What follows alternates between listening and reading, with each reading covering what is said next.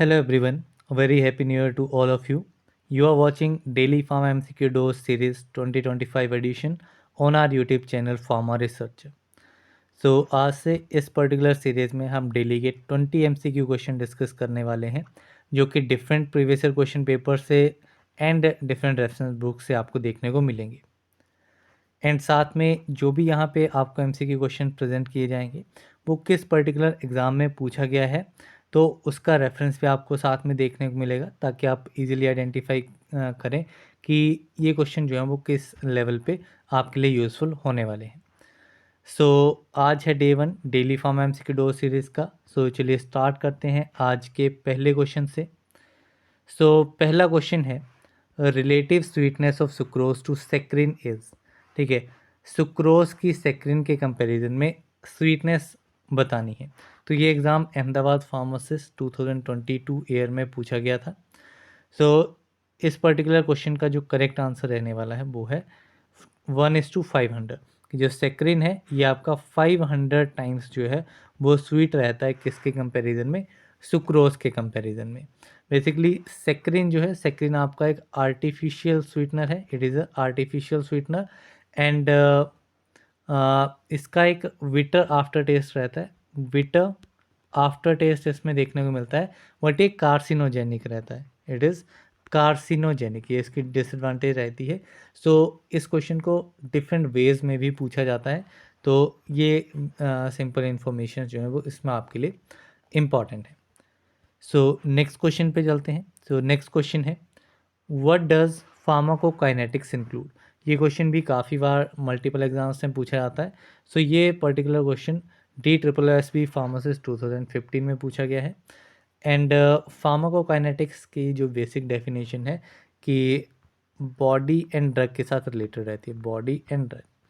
अगर डेफिनेशन ये रही कि बॉडी ड्रग को क्या करती है, सो दैट इज़ फार्माकोकाइनेटिक्स। अगर रिवर्स पूछा जाएगा कि ड्रग बॉडी को क्या करता है तो ये आपका आ जाता है फार्माकोडायनेमिक्स में। ठीक है, जिसमें आपका जैसे बॉडी कैसे मूव कर रही है हमारी बॉडी में, काइनेटिक्स मीन्स मूवमेंट, तो ड्रग जो है वो हमारी बॉडी में कैसे मूव कर रहा है तो वो आपका फार्माकोकाइनेटिक कहलाता है। इसमें बेसिकली आपके ADME पार्ट आते हैं, ADME absorption, distribution, metabolism and excretion. Pharmacodynamics में जो भी आपके इफ़ेक्ट के रिलेटेड, ड्रग का क्या इफ़ेक्ट आ रहा है बॉडी पे, मैकेनिज्म ऑफ एक्शन हो गया, उसके यूजेस हो गए, साइड इफ़ेक्ट्स आ गए, वो सारे आपके किस में आते हैं, इफ़ेक्ट्स के रिलेटेड, तो वो आपके आते हैं फार्माकोडायनेमिक्स में। तो यहाँ पे ऑप्शन देखेंगे फार्माकोलॉजिकल इफेक्ट ऑफ ड्रग्स, तो ये आपका किस में आएगा, इफेक्ट आ गया तो ये आपका फार्माकोडायनेमिक्स में आएगा। अनवांटेड साइड इफेक्ट ये भी आपका डायनेमिक्स में आएगा। Chemical structure of medicinal agent ये इसमें नहीं आएगा। Then distribution of drugs in the organism, distribution, drug का डिस्ट्रीब्यूशन बॉडी में कैसा हो रहा है, ये आपका आता है फार्माकोकाइनेटिक्स में। सो यहाँ पे आपका option D is correct. The next question है the thermoregulatory centre in the brain is located in. So brain में थर्मोरेगुलेटरी सेंटर जो है वो कहाँ पे लोकेटेड होता है। सो ये क्वेश्चन आपका DSSB फार्मासिस्ट 2021 क्वेश्चन पेपर में पूछा गया था। सो फर्स्ट है आपका सेरेब्रम। सेरेब्रम क्या रहता है, ये आपका ब्रेन का लार्जेस्ट पार्ट है, it is the largest part of brain and ये बेसिकली आपके जो भी मोटर एरियाज़ को कंट्रोल करता है, उसकी एग्जीक्यूशन कैसे होगी, वॉलेंट्री मूवमेंट्स कैसे होंगी, सो मूवमेंट रिलेटेड या फिर मेमोरीज होगी, पर्सनैलिटी ट्रेट्स हो गए या इंटेलिजेंस रिलेटेड चीज़ें होंगी, वो सारा काम जो है वो आपका सेरेब्रम का रहता है। देन बात करते हैं सेरेबेलम की।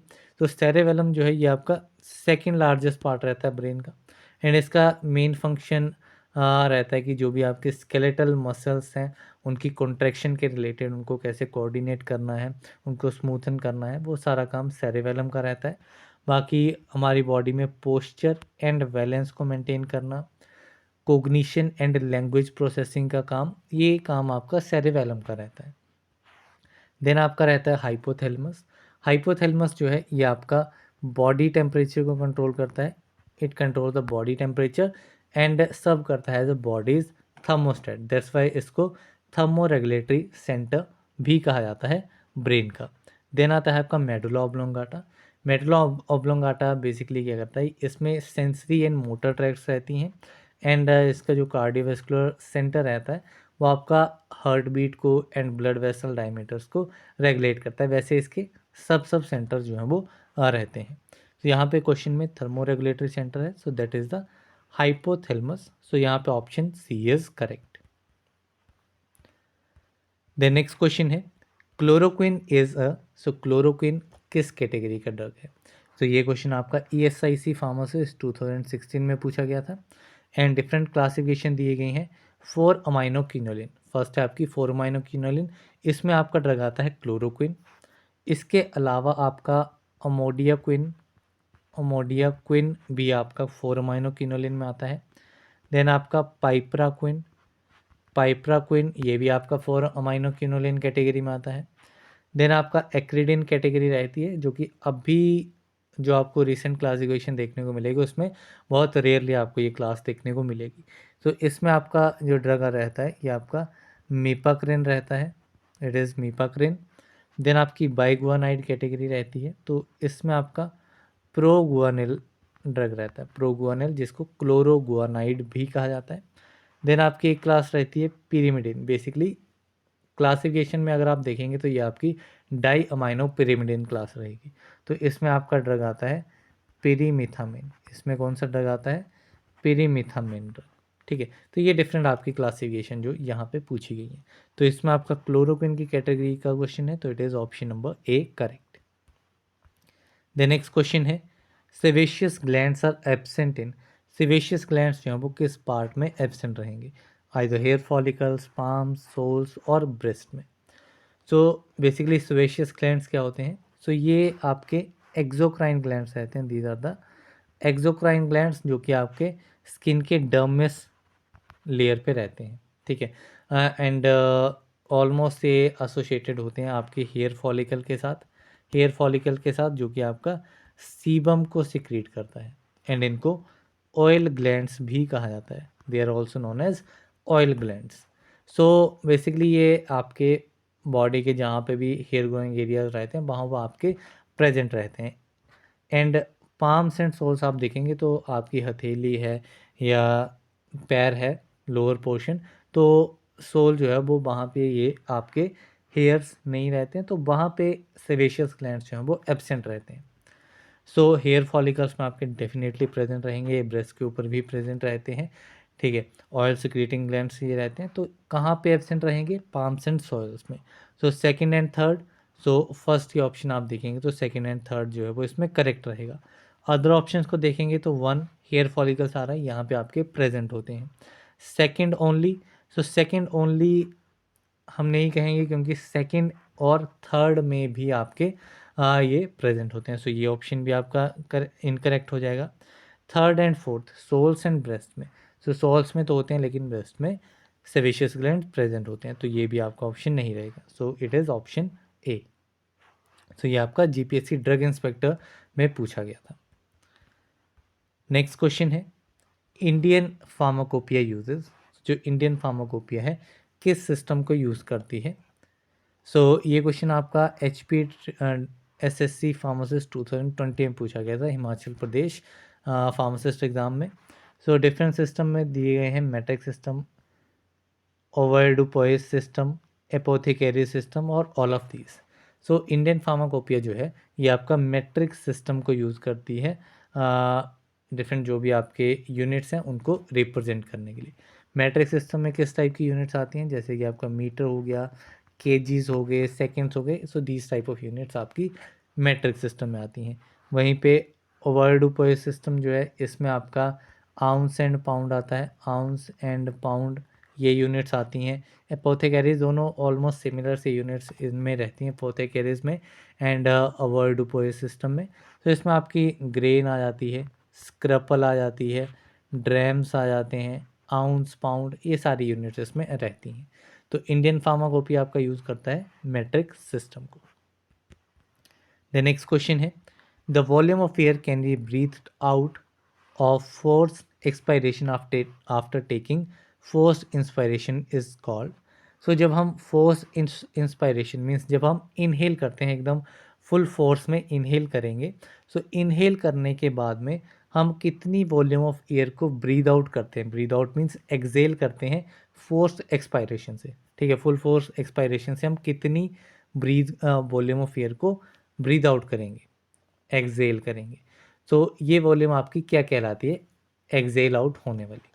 सो this volume is known as vital capacity. तो यहाँ पे आपका ऑप्शन सी जो है वो करेक्ट आंसर है। यहाँ पे आपके डिफरेंट ऑप्शन दिए गए हैं, एक आपका दिया गया है टाइडल वॉल्यूम। सो टाइडल वॉल्यूम क्या है, सो ये आपकी वॉल्यूम होती है वन ब्रीथ की, ठीक है। जब हम एक बार सांस लेते हैं तो उसमें हम कितनी वॉल्यूम ऑफ एयर को ब्रीद इन कर रहे हैं, वो आपकी कहलाती है टाइडल वॉल्यूम। देन आती है आपकी total lung capacity. Total lung capacity क्या है, so it is simply the sum of vital capacity, ठीक है, vital capacity plus residual volume, ठीक है। Vital capacity and residual volume का सम रहता है। इसमें बेसिकली आपका क्या रहेगा, वाइटल कैपेसिटी तो हमने डेफिनेशन देख ली कि क्या रहती है, रेजिडुअल वॉल्यूम क्या रहती है। सो रेजिडुअल वॉल्यूम बेसिकली ये रहती है कि जब हम एक्सेल करते हैं, ठीक है, एक्सेल करने के बाद में भी जो लंग्स में हमारे एयर जो है वो रह जाती है, ठीक है। मीन्स हमने एक बार इनहेल किया, एक्सेल किया, बट स्टिल एक्सेल करने के बाद में भी हमारे लंग्स में कुछ वॉल्यूम ऑफ एयर जो है वो रह जाती है। That air is known as residual volume and इसको स्पायरोमेट्री के थ्रू भी मेज़र नहीं किया जा सकता है। तो ये आपकी होती है रेजिडुअल वॉल्यूम। तो this is known as total lung capacity. Then आता है आपका forced expiratory volume. Forced expiratory volume क्या है कि इन 1 सेकेंड, ठीक है, 1 सेकेंड में हम कितनी वॉल्यूम ऑफ एयर को एक्सेल कर पा रहे हैं, ठीक है, कितनी वॉल्यूम ऑफ एयर को एक्सेल कर पा रहे हैं 1 सेकेंड में, ठीक है, विद आर मैक्सिमल एफर्ट, ठीक है। फुल एफर्ट के साथ हम एक्सेल कर रहे हैं तो उसमें कितनी वॉल्यूम ऑफ एयर को हम एक्सेल कर पा रहे हैं, that is the forced expiratory volume. So ये डेफिनेशंस आपके काफ़ी इंपॉर्टेंट रहती हैं, काफ़ी एग्जाम्स में पूछी जाती हैं। तो ये आपका पूछा गया था HSSC फार्मासिस्ट 2021 का, हरियाणा फार्मासिस्ट का ये एग्ज़ाम हुआ था। देन चलते हैं नेक्स्ट क्वेश्चन की तरफ। सो नेक्स्ट क्वेश्चन है advantage of dry heat over moist heat is. So dry heat ये बेसिकली आपकी स्टरलाइजेशन की मेथड है। ड्राई हीट में आपका हॉट एयर ओवन यूज़ किया जाता है, हॉट एयर ओवन मेनली, जिसको हम मेजरली स्टडी करते हैं। एंड मॉइस्ट हीट में आपका ऑटोक्लेविंग यूज़ किया जाता है, ऑटोक्लेव का यूज़ किया जाता है। सो ड्राई हीट और मॉइस्ट हीट में क्या एडवांटेज है, ठीक है, ड्राई हीट की मॉइस्ट हीट के अगेंस्ट में क्या एडवांटेज है। ये क्वेश्चन आपका IIT Roorkee tyre 2 pharmacist exam में पूछा गया था 2022 ईयर के लिए। बेसिकली आपका टायर 1 एंड टायर 2 का एग्ज़ाम हुआ था। सो डिफरेंट टायर्स में ये आपका टायर 2 का एग्ज़ाम है। सो यहाँ पे फर्स्ट ऑप्शन है its ability to penetrate and kill micro organism by oxidation. Dry heat जो है ये आपका माइक्रो ऑर्गेनिज्म में पेनिट्रेट करता है एंड उसको किल करता है with the process of oxidation. So this is totally true. जबकि आपका कोगुलेशन के थ्रू जो है मॉइस्ट हीट वर्क करता है, कोगुलेशन ऑफ प्रोटीन के थ्रू। सो ये आपकी एक मेजर एडवांटेज रहती है ड्राई हीट की ओवर मॉइस्ट हीट, ठीक है। लेस टाइम इसमें रिक्वायर्ड नहीं होता है, बल्कि ड्राई हीट में टाइम जो है वो स्लाइटली कंपैरेटिवली मॉइस्ट हीट के हाइयर चाहिए होता है। It rupture the bacterial cell wall, तो ये भी आपका रप्चर नहीं करता है, पेनिट्रेट करके उसको किल कर देता है ऑक्सीडेशन के through. Then it can be use for any type of material, ठीक है, एनी टाइप ऑफ मटेरियल के लिए इसका यूज़ नहीं होता है। सो बेसिकली ग्लास वेयर्स हो गए, पाउडर्स हो गए, so these type of materials के लिए आपका ड्राई हीट जो है वो एडवांटेजेस होता है, नॉट फॉर ऑल मटेरियल्स। अगर आपको थर्मोलेवाइल मटेरियल्स को स्टरलाइज करना है तो ड्राई हीट का यूज़ नहीं कर सकते, वहाँ पे आपको गैस से स्टरलाइजेशन का यूज़ करना पड़ेगा। अब चलते हैं नेक्स्ट क्वेश्चन की तरफ। सो नेक्स्ट क्वेश्चन है Latin word for half is. Half के लिए लैटिन वर्ड कौन सा यूज़ किया जाता है। ये एग्ज़ाम आपका इसरो फार्मासिस्ट 2024 में पूछा गया था, इसी साल, ठीक है, लास्ट ईयर, ठीक है, 2024 में स्टार्टिंग में ये एग्ज़ाम हुआ था। सो हाफ के लिए जो लैटिन टर्म यूज़ की जाती है दैट इज़ SS। सो यहाँ पे आपका ऑप्शन B इज़ करेक्ट, ठीक, काफ़ी डायरेक्ट क्वेश्चन है। सो ये लैटिन टर्म आप याद रख सकते हैं। नेक्स्ट क्वेश्चन है figure out one of the respiratory stimulant. Respiratory stimulant जिनको एनालेप्टिक्स भी कहा जाता है, ठीक है, इसमें से हमें रेस्पिरेटरी स्टिमुलेंट्स को आइडेंटिफाई करना है। So ammonium carbonate NF, bismuth subcarbonate, magnesium sulphate, sodium potassium tartrate. So इनमें से अमोनियम कार्बोनेट NF जो है ये आपका रेस्पिरेटरी स्टिमुलेंट होता है, जो कि आपका रेस्पिरेशन को स्टिमुलेट करता है। तो यहाँ पे आपका सिंपली ऑप्शन ए जो है वो करेक्ट आंसर रहेगा। नेक्स्ट क्वेश्चन है सेलेक्टिव बीटा ब्लॉकर इज, तो यहाँ पे सेलेक्टिव बीटा ब्लॉकर आइडेंटिफाई करना है। ये क्वेश्चन आपका केरला ड्रग इंस्पेक्टर में पूछा गया है 2017 ईयर में। सो ड्रग इंस्पेक्टर के लिए इंपॉर्टेंट हो जाता है। बेसिक क्वेश्चन है, सिंपली आपका क्लासिफिकेशन रिलेटेड। सो फर्स्ट है आपका योहिम्बिन ड्रग। सो योहिम्बिन क्या है? तो योहिम्बिन आपका अल्फा 2 सेलेक्टिव ब्लॉकर होता है। It is alpha 2 selective blocker. Atenolol जो है, एटेनोलोल आपका कार्डियो सेलेक्टिव बीटा ब्लॉकर है। It is a cardioselective, means आपका बीटा 1 ब्लॉकर ये रहता है। देन आपका प्राजोसिन है। प्राजोसिन आपका अल्फा 1 सेलेक्टिव ब्लॉकर है। एंड सेल्ब्यूटामोल जो है, सेल्ब्यूटामोल जो है ये आपका बीटा एडेनर्जिक एगोनिस्ट है। It is a beta adrenergic agonist, it is not a blocker. So यहाँ पे आपका क्या पूछा गया? सेलेक्टिव बीटा ब्लॉकर पूछा गया। सो बीटा ब्लॉकर में आपका एक ही ड्रग आ रहा है जो कि ब्लॉक करता है, वो है आपका एटेनोलोल। सो यहाँ पे आपका ऑप्शन बी जो है वो करेक्ट आंसर रहेगा। The next question is capping in tablets occurs due to. So tablet में एक डिफेक्ट आपका रहता है कैपिंग। कैपिंग डिफेक्ट ये किस रीज़न की वजह से होता है? तो ये बेसिकली पूछा गया है। तो ये आपका MPSC फार्मेसी ऑफिसर 2012 एग्ज़ाम में पूछा गया है। सो अभी भी रिसेंटली काफ़ी एग्ज़ाम्स में ये स्पेसिफिक क्वेश्चन पूछा जाता है। सो फर्स्ट है इसमें defective dies and punches, damp granules, excessive fines और D both A and C। So ये आपका अगर डाइज एंड पंचेस डिफेक्टिव हैं तो उस वजह से भी कैपिंग डिफेक्ट हो जाता है। एंड एक्सेसिव फाइन्स हैं, बहुत फाइन पाउडर हैं, तो उसकी वजह से भी कैपिंग डिफेक्ट जो है वो हो सकता है। अब अगर हमें डेफिनेशन का नहीं पता है कि कैपिंग होता क्या है, सो कैपिंग टर्म तब यूज़ की जाती है जब टैबलेट का जो अपर पार्ट है, ठीक है, अपर एंड लोअर पार्ट है, वो सेपरेट आउट हो जाता है, ठीक है, आइदर हॉरिजॉन्टली सेपरेट हो जाएगा, ठीक है, सेपरेट हॉरिजॉन्टली होगा या तो पार्शली होगा या फिर कंप्लीटली ये दो पार्ट्स में डिवाइड हो जाएगा एंड जो अपर पोर्शन है वो अलग हो जाएगा एंड एक कैप की तरह बाहर आ जाएगा, ठीक है। तो इसलिए इसको कैपिंग डिफेक्ट कहा जाता है।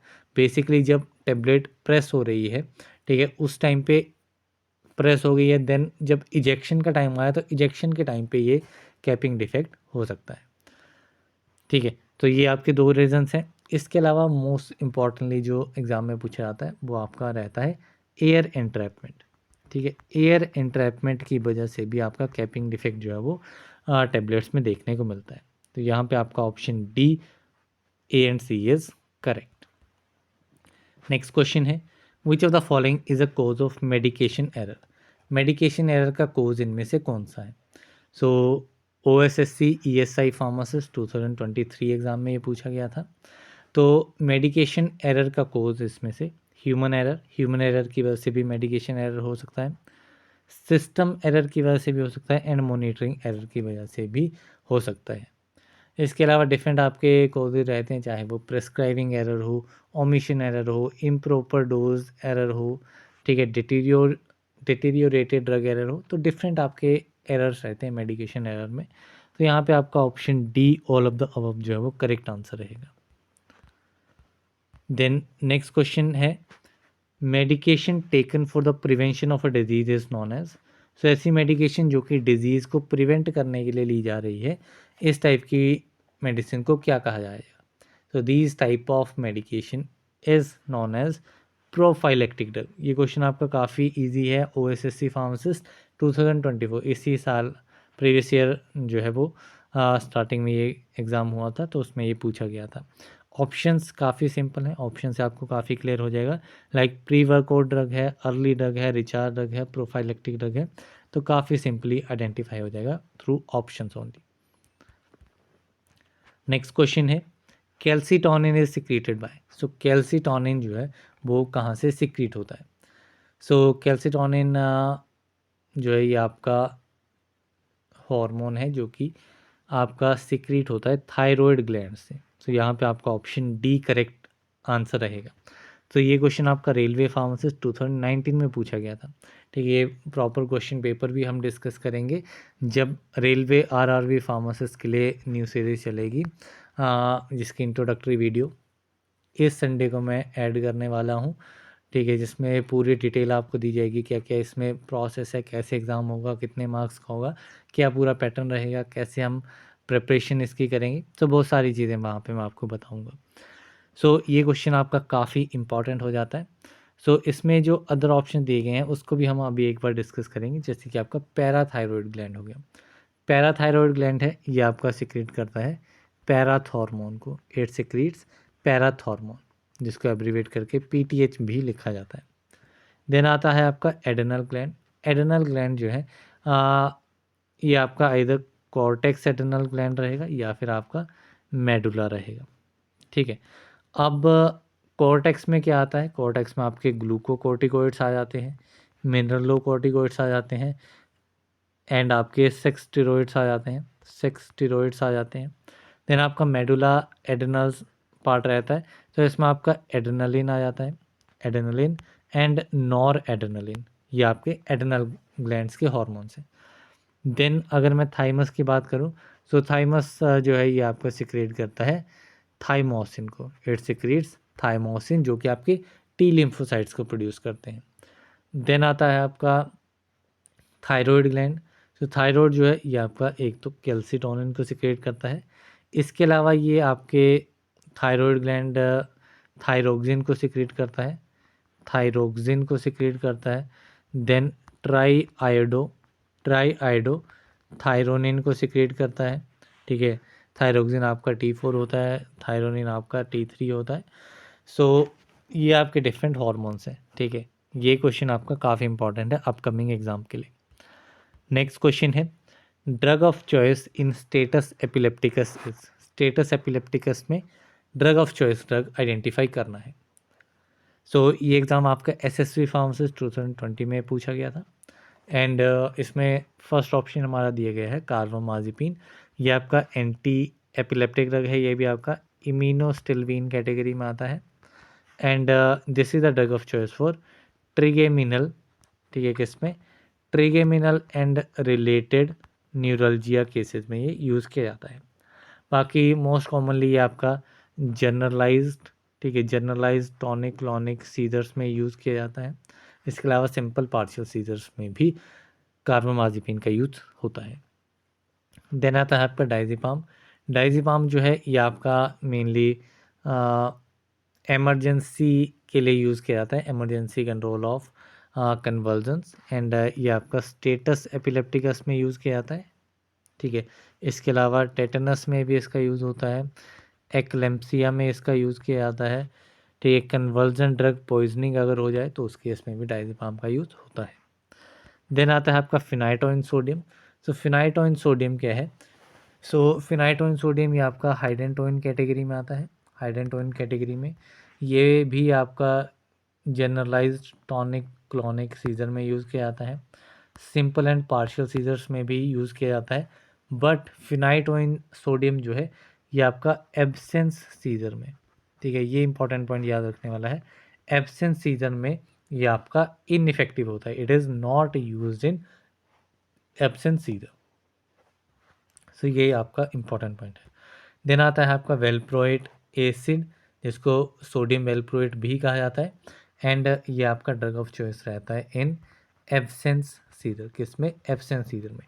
फिनाइटोइन सोडियम एब्सेंस सीजर में यूज़ नहीं किया जाता है, जबकि वेलप्रोइक एसिड जो है वो एब्सेंस सीजर में ड्रग ऑफ चॉइस रहता है।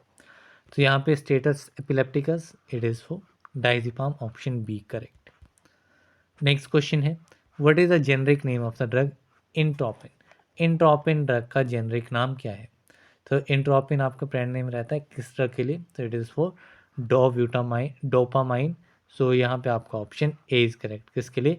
डोपामाइन के लिए आपका इंट्रोपिन जो है वो आपका जेनरिक नेम है डोपामाइन का।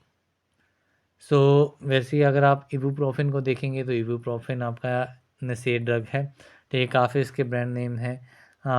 एडाप्रिन हो गया, एडविल हो गया, तो डिफरेंट आपके इसके ब्रांड नेम्स रहते हैं। वैसे ही आपका एंट्रोक्विनोलोन आ गया, एंट्रोक्विनोल, ठीक है, इसको क्यूनियो क्यूनियो डॉक्लोर, क्यूनियो डॉक्लोर इसका ब्रांड नेम है। एंड ये आपका प्रोटोजोल इन्फेक्शंस में यूज़ किया जाता है। तो ये आपके कुछ बेसिक ड्रग हैं। आपके ब्रांड नेम्स काफ़ी बार पूछे जाते हैं, कभी कभार इस तरीके से एग्ज़ाम में पूछा जाता है। सो ये आपका SVNIR फार्मासिस्ट एग्ज़ाम में पूछा गया था, हॉस्पिटल बेस्ड एग्ज़ाम है, और इंस्टीट्यूट बेस्ड एग्ज़ाम्स में इस टाइप के क्वेश्चन जो है वो पूछे जाते हैं। देन चलते हैं नेक्स्ट क्वेश्चन की तरफ। तो नेक्स्ट क्वेश्चन है, N antibody probe is used in. So antibody probe जो है वो ये किस में यूज़ किया जाता है? सो एंटीबॉडी प्रोब ये आपका SVSU pharmacist Swami Vivekananda university pharmacist exam है। सो 2020 में ये एग्ज़ाम हुआ था। एंड क्वेश्चन है antibody probe is used in.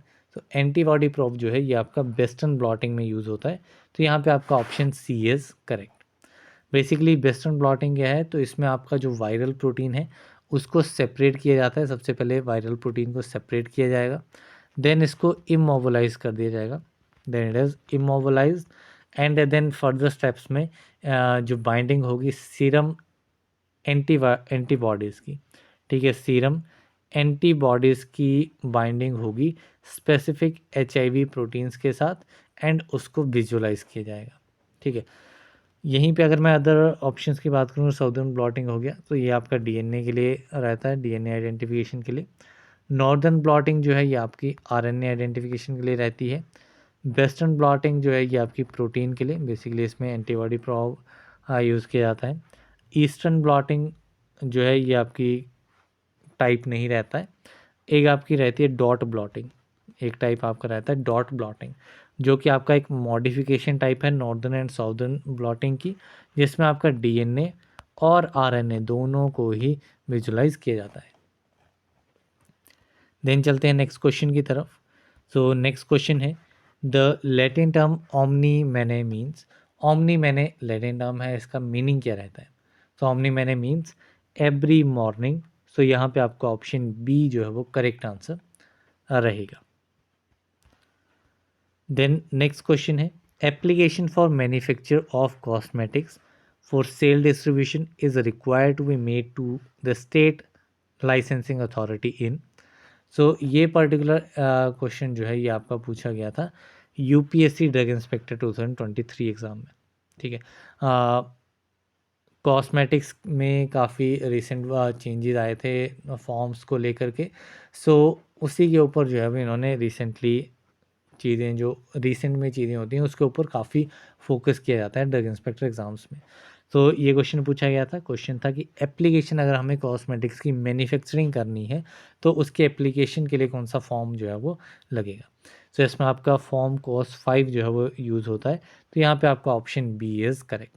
काफ़ी डिटेल्ड एक्सप्लेनेशन हमने डिस्कस किया था ये पूरा का पूरा क्वेश्चन पेपर। सो आप देख सकते हैं इस क्वेश्चन पेपर को, चैनल पे अपलोडेड है। आप सिंपली सर्च कीजिएगा UPSC ड्रग इंस्पेक्टर 2023 आंसर की, तो आपको पूरा का पूरा क्वेश्चन पेपर वहाँ पे देखने को मिल जाएगा। साथ ही अगर अदर फॉर्म्स की बात करूँ, फॉर्म कोर्स 3, तो ये आपका बेसिकली परमिशंस के लिए ये फॉर्म रहता है। अगर आपको इंपोर्ट करना है कॉस्मेटिक्स को, नई कॉस्मेटिक्स को इंडिया में इंपोर्ट करना है या उसको मैन्युफैक्चर करना है, तो उसके लिए आपका फॉर्म कोर्स 3 लगेगा। अगर आपको फॉर्म कोर्स 6 किसके लिए लगेगा? अगर आपको एप्लीकेशन करनी है, ठीक है, अगर आपको एप्लीकेशन करनी है लोन लाइसेंस के लिए, ठीक है, किसके लिए? लोन लाइसेंस के लिए, कि मुझे कॉस्मेटिक्स को मैन्युफैक्चर करना है सेल और डिस्ट्रीब्यूट करने के लिए, तो उसकी मैन्युफैक्चरिंग के लिए मुझे लोन चाहिए। तो उसके लिए लोन लाइसेंस की जो एप्लीकेशन लगेगी वो आपकी फॉर्म कोर्स 6 से लगेगी। देन आता है आपका फॉर्म कोर्स 7। फॉर्म कोर्स 7 क्या है? ये आपका सेल्फ सर्टिफिकेट रहता है। इट इज़ सेल्फ सर्टिफिकेट रहेगा कॉम्प्लाइंस के लिए। It is a self certificate for compliance of GMP। किसके लिए? GMP के लिए रहेगा, गुड मैन्युफैक्चरिंग प्रैक्टिसेस के लिए, कॉस्मेटिक्स की मैन्युफैक्चरिंग के लिए। तो ये आपके डिफरेंट फॉर्म्स हैं। जो यहाँ पे पूछे गए हैं इनको एक्सप्लेन कर दिया। बाकी अगर आपको डिटेल देखना है तो आपको वेबसाइट पे कॉस्मेटिक एक्ट जो है वो आपको देखने को मिल जाएगा। आप वहाँ पे सर्च करेंगे तो आपको पूरा एक्ट आ जाएगा, वहाँ पे आपके डिफरेंट फॉर्म्स हैं वो आप स्टडी कर सकते हैं। सो इसी के साथ में 20 MCQ क्वेश्चंस हमारे कंप्लीट होते हैं। हमने ब्रीफली एक्सप्लेन भी कर लिया जहाँ पे रिक्वायरमेंट थी क्वेश्चंस को एक्सप्लेन करने की। आपको डिफरेंट एग्ज़ाम के बारे में पता लग गया, किस एग्ज़ाम में किस टाइप के क्वेश्चंस देखने को मिलते हैं। PDF अगर आपको चाहिए तो PDF का लिंक आपको डिस्क्रिप्शन बॉक्स में मिलेगा, ठीक है। सो PDF का लिंक आपका अप टू 3 डेज़ तक एक्टिव रहेगा। तो आप जैसे ही वीडियो को देखते हैं तो आप PDF को डाउनलोड कर सकते हैं डिस्क्रिप्शन बॉक्स से, विद आंसर आपको PDFs मिलेंगी। सो या that's all for this particular video. Thank you very much.